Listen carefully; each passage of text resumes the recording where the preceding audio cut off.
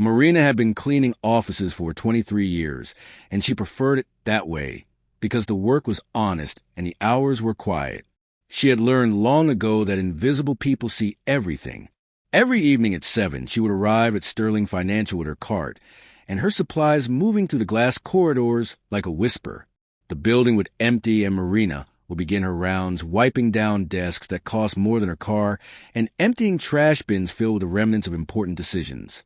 She had watched employees come and go promotions and heartbreaks playing out in forgotten coffee cups and crumpled papers. But she never spoke unless spoken to, and that suited her just fine.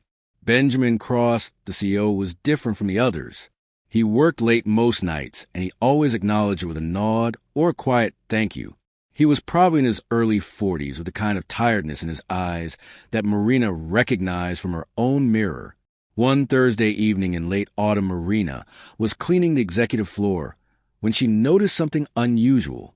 Benjamin was still at his desk, as always, but tonight there was something else. A smell.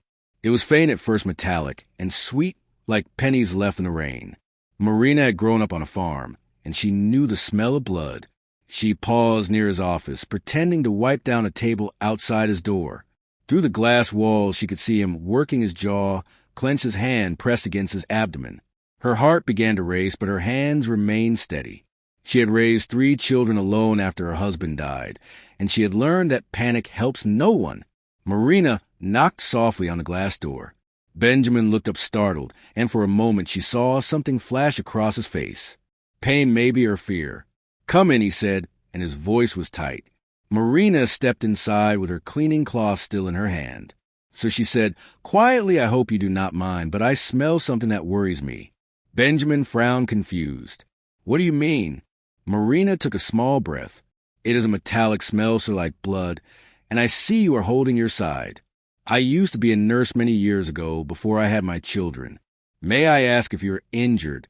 Benjamin hesitated, and then something in his expression crumbled. He lifted his suit jacket slightly, and Marina saw the dark stain spreading across his light blue shirt. "I had surgery 2 days ago," he said quietly. "Appendix removal. I thought I was healing fine, but today it started hurting, and then tonight I felt something tear. I did not want to make a fuss. I thought it would stop." Marina felt her training from decades ago surge back through her veins. "That is not stopping," she said firmly. "That is an infection or worse. You need a hospital now."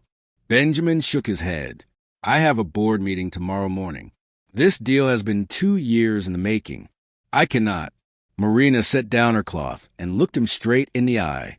Her voice was gentle, but it carried the weight of someone who had seen too much loss.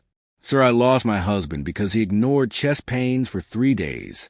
He thought work was more important. He thought he was too busy to be sick. Our youngest was only 5.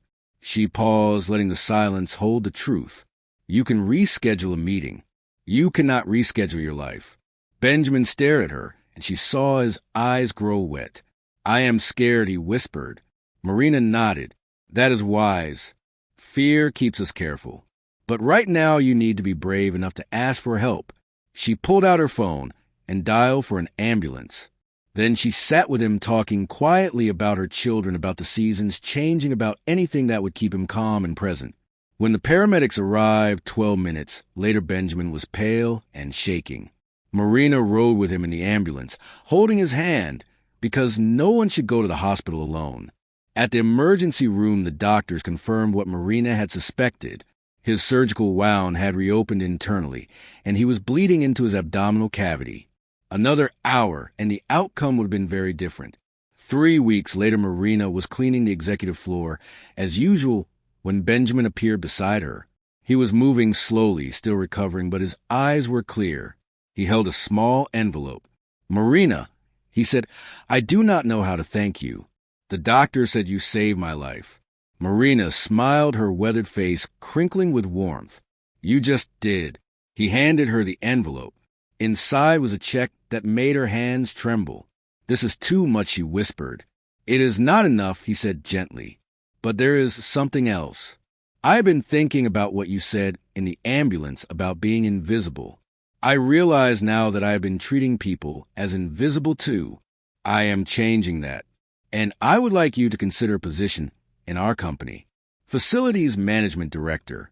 Your wisdom should not be spent alone in empty offices. Marina looked at him and tears filled her eyes, but she shook her head with a soft smile. Thank you, but I like my work. I like the quiet, and I like knowing that I take care of people even if they do not see me. What I would like is for you to remember. Remember that every person you pass has a life as complicated as yours. The janitor, the security guard, the person who makes your coffee. We all matter. Benjamin nodded, understanding, settling over his features. He extended his hand, and she shook it. Then he did something unexpected. He hugged her. Thank you, Marina, he whispered, for seeing me when I needed it most. After he left, Marina returned to her cart. The building was empty again, and the familiar rhythm of her work resumed. But something had shifted. She realized that being invisible was not the same as being powerless. Sometimes the quietest voices carry the most important truths. And sometimes saving a life is as simple as noticing when something smells wrong and caring enough to speak up. Marina smiled to herself as she cleaned, remembering her grandmother's old saying, "Small kindnesses are never wasted. They are just seeds waiting for the right moment to bloom." If this story touched your heart, please take a moment to share, and subscribe. Leave a comment below about a time someone noticed something important about you. Your story might be exactly what someone else needs to hear today. Retry Claude can make mistakes. Please double-check responses.